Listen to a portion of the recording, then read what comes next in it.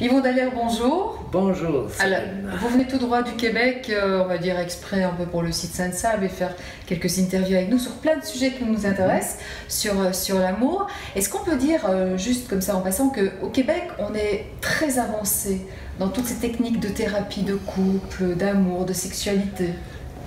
Très avancé, peut-être pas, mais je pense que ce qu'on a comme avantage, c'est qu'on est entre deux grandes mers. Nos origines sont européennes, ouais, où on a une approche mère-mère, une approche très analytique, très phénoménologique.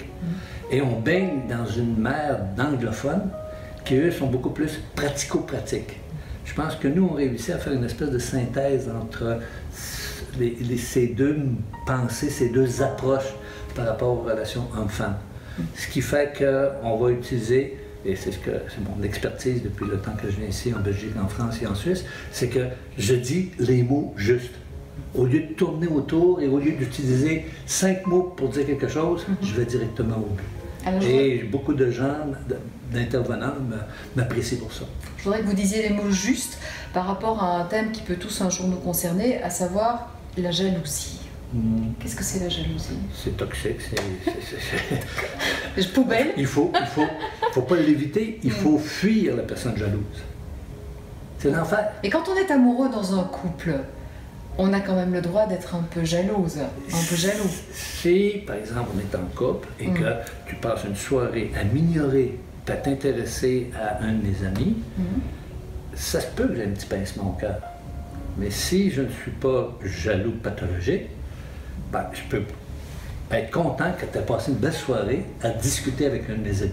Est-ce que c'est une s'il preuve n'y a pas de d'amour? limite qui n'est pas dépassée. Ouais, est-ce que c'est une preuve d'amour? D'avoir le pincement, oui. Oui, que d'exprimer sa jalousie et que d'en parler avec son compagnon, son mari. D'avoir un petit pincement au cœur, oui, mais de faire grossir ça, non. Non. Donc on ne peut pas dire qu'il faut toujours un peu de jalousie dans un couple. Non, la jalousie peut être très nocive. Okay? Ça peut agir comme la rouille. Comme la rouille. Comment soigner? Est-ce qu'on arrive à soigner? Il n'y a pas de couple sans confiance et respect réciproque. Et si je n'ai pas confiance en moi, et si je n'ai pas confiance en toi pour être fidèle, à ce moment-là, on ne peut pas construire de couple. La jalousie ne se traite pas en couple, la jalousie, c'est un problème personnel. Et généralement, la personne jalouse est une personne qui n'a pas suffisamment confiance en elle et qui projette sur l'autre, souvent, ses désirs inconscients. Ça, c'est l'approche phénoménologique et analytique qui nous dit ça. Alors, une autre approche, mon cher Yvon, c'est que la personne supposée jalouse est en couple avec un séducteur, quelqu'un qui est tout le temps dans la séduction. Oui, à ce moment-là, c'est ceux qui risquent d'avoir des étincelles lorsqu'on revient à la maison à la fin de la soirée. Non. Et dans ton cabinet, vous avez eu beaucoup de couples qui parlent, qui s'expriment au sujet d'une jalousie? Ça arrive rarement. Et généralement, quand je perçois qu'un des deux partenaires est vraiment dans cette jalousie pathologique, névrotique, je l'envoie en thérapie personnelle. Ça ne se traite pas en couple, sauf qu'on peut aider la personne qui est l'objet de jalousie à ne pas embarquer dans la discussion, à ne pas embarquer dans l'argumentation. Il a toujours retourné à l'autre son problème de jalousie.